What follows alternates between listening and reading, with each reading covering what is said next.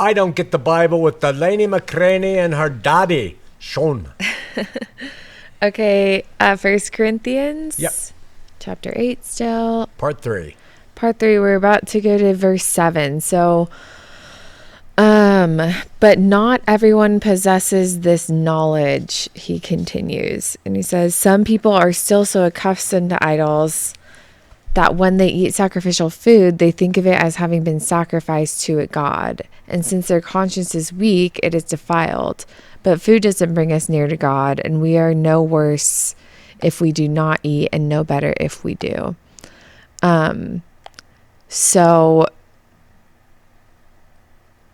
it's like, that's how he started the chapter. We've kind of gotten off topic as we dissect each verse, but he starts the chapter talking to them about food sacrificed to idols and how knowledge is somehow associated to this. Like, and I'll get to that, but it seems like in all of this, he's reducing the assumption in that passage that idol sacrifice is meaningful to God in this time. Like, and I just kind of wanted you to explain where they're at in terms of their practice with idols at this point in history. Oh, it's huge. They all their temples sacrificed to idols, Artemis and Diana and all these different goddesses and gods. They would go in and they'd offer up meal sacrifices to them. You know, and the Jews did that too. In their area, Yeah. like in Corinth. Yeah, and in Corinth. Okay. Yeah, there was a giant temple to Diana there. Oh, right. Yeah. Okay. So it had first-hand application to them then, for sure. Okay. And today, it's not nearly as big of a thing. We don't have to decide, has this been sacrificed to an idol or not? So, but the that was like a secular practice then. It wasn't like a Jewish. Practice. Okay. Yeah. Oh. Yeah. Okay. It was the religion of the Greeks and the all the pagan religions had sacrifices going on to their various idols, garlands, and meat. That makes a lot more sense because we'll get to it, but like in the rest of the chapter, he's like associating idol sacrifice with like a utilization of your freedom. Mm-hmm. Like you're free to do what you want, sort of. And I was confused by that because I thought it was like a religious, I thought it was like them practicing their Judaism or their religion, not, it was more them being like worldly. Yeah, yeah.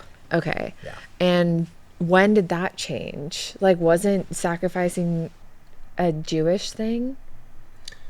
Yeah, I mean, all cultures sacrifice. When we cover the Old Testament, we're covering Leviticus and the priests offering up animals. Yeah. Every culture has been doing that anciently forever. They all do it, right? They do it today in India. They bring offerings to temples for their gods, flowers and food and candy and stuff, and put it they sacrifice that to the god. Okay, but not to belabor it, but Jewish law had it inscribed into it. Definitely.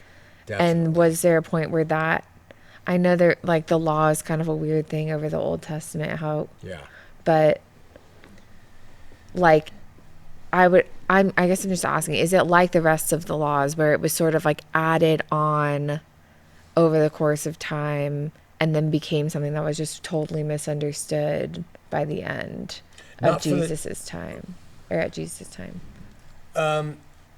The law was given by Moses as a means to show a type for Christ to come. Okay?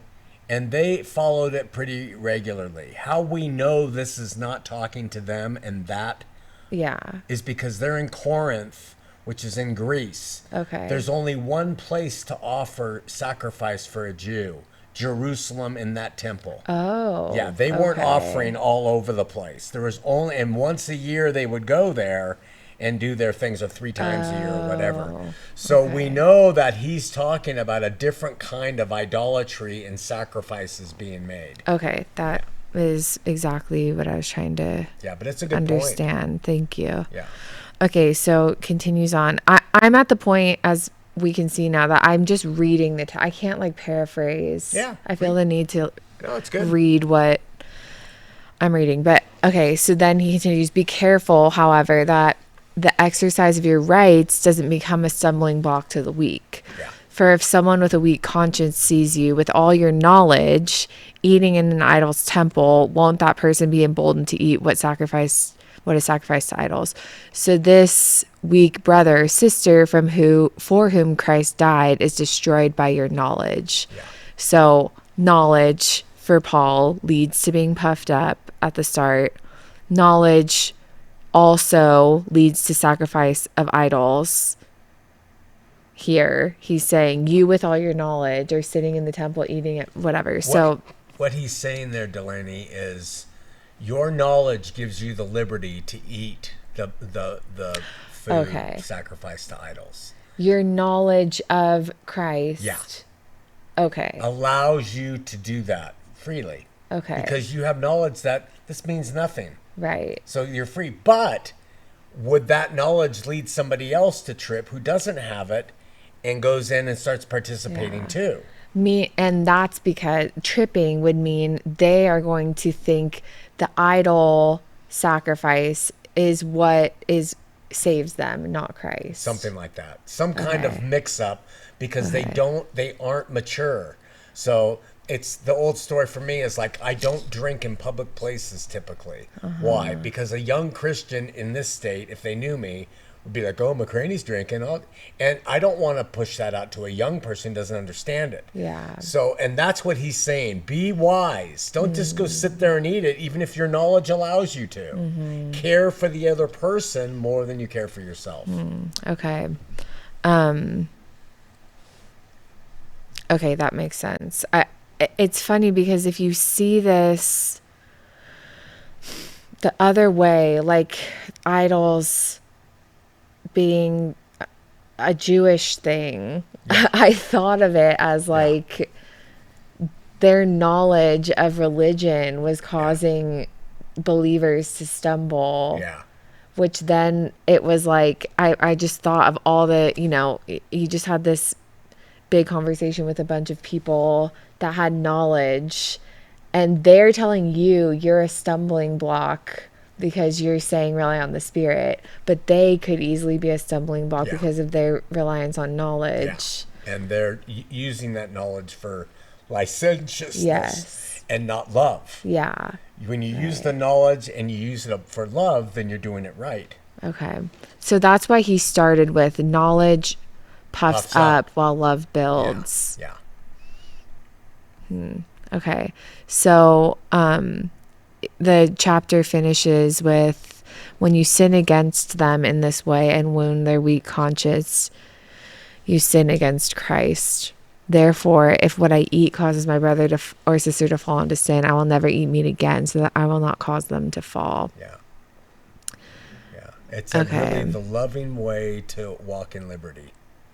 I have all the liberty in the world, but if someone else can't manage it, I don't want to cause them to fall.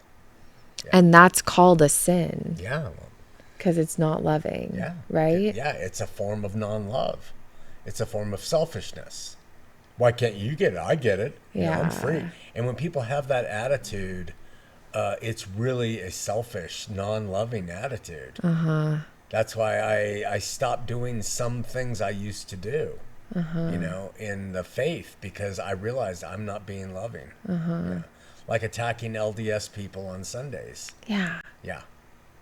Yeah. Oh, out in restaurants and stuff. Because it was done out of anger. Yeah. And it was done to mock them, and my knowledge could prove me right, but I would stumble them into what? Okay, I'm going to follow that guy, and I'm just going to do what I want too. And so it's not loving, and that's how you let love guide you. Yeah. Would you say that a sense of freedom that you had in that time of immaturity was not useful for you either? Yeah. Like you took it too far? Yeah. And Yeah. It damaged me. It damaged others. It was selfish. And even though it was based in knowledge, it wasn't based in love. And that's how you start to separate doctrinal understanding with love. Love always comes first. Yeah. And that is why people probably argue against the Spirit leading. Yeah. But what it did was allow you to learn lessons the hard way. And it's like really deeply seated, the belief and the understanding of faith and love working together. Right. Because knowledge alone without the love makes you proud. And then it allows you to attack other people because you have that knowledge and you're missing the greatest part, which is the selfless, sacrificial love. Yeah, I feel like we've talked recently about like the use of drugs as like a shortcut to learning. Yeah. And I could see the law or like religion, I see that as a shortcut right now. Yeah. Like people understandably are really nervous for the mistakes that are made in the process of following the Spirit.